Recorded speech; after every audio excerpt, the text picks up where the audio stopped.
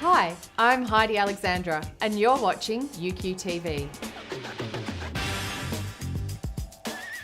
Today is How To Day, where we strip back to the basics and give you some simple tips and strategies to power up your UQ. So let's get started.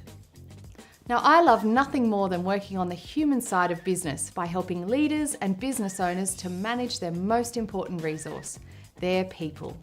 I know that most leaders tell us they waste 80 to 90% of their time solving people problems. So wouldn't it be great if you knew the secrets of the art of persuasion and how to get people to willingly do exactly what you want them to do? Researchers have been studying the factors that influence us to say yes to the requests of others for over 60 years, and there can be no doubt that there is a science to how we are persuaded. When you make a decision, do you use all the information available to you in order to guide your thinking?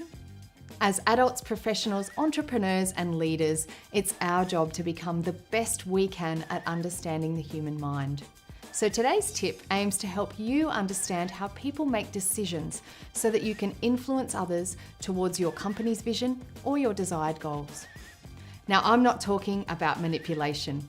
What I am suggesting is that persuasion is the art of getting people to do what you want them to do because they want to. Call it intelligent communication. In my latest book, It All Starts With UQ Power, I reference a classic on psychology, marketing, and human behaviour.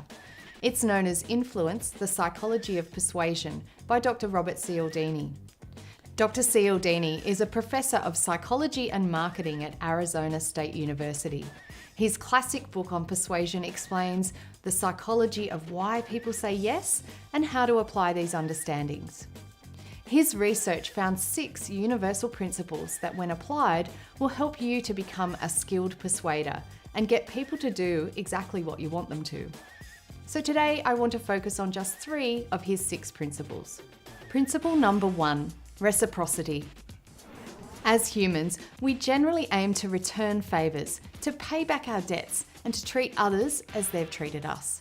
So this first principle of reciprocity works in that it can lead us to feel obliged to offer concessions or discounts to others who have offered them to us. We get uncomfortable with being indebted. Consider the round or the shout at the pub. You know what you think of those people who enjoy a shout from others and then never shout themselves. When someone buys us a drink or offers us a special deal on a product or service, we feel obliged to return the favour, and we experience a sense of tension until we do just that. Charities often bank on the power of reciprocity.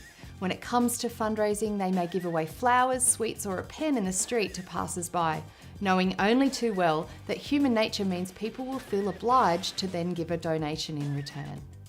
Principle number 2, social proof. This principle relies on people's sense of safety in numbers. For example, I remember in one corporate role where I had to introduce a curfew for staff as they were beginning to work later and later into the night. As team members saw their peers working late, they also felt compelled to stay back as well. Similarly, we're more inclined to put a tip in a tip jar if it already contains money, or choose a cafe in a new city when we see that it's full and busy.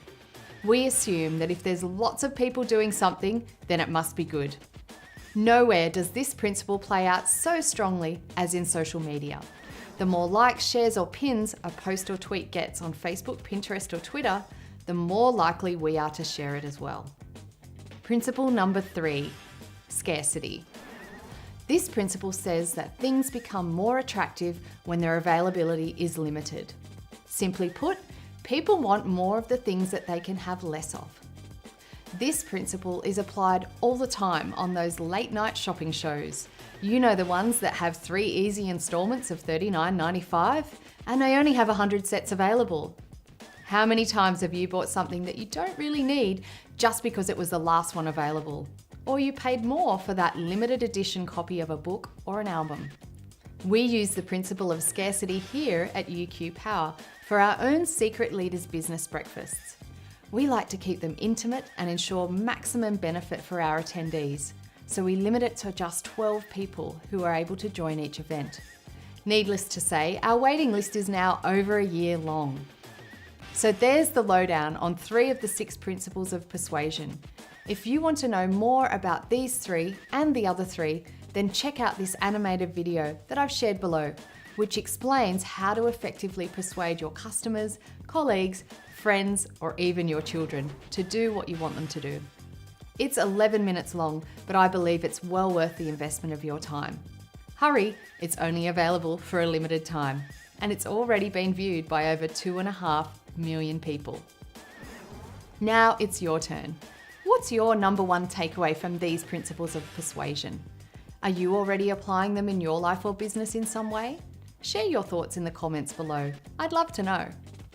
And remember, if you want even more resources to increase your impact, influence and income, then head on over to uqpower.com.au, check out our videos, articles and resources. Keep on building a life and a business or a career that plays to your unique strengths. The best thing you can do to change the world is start with you. Thank you so much for watching. I'll see you next time on UQTV.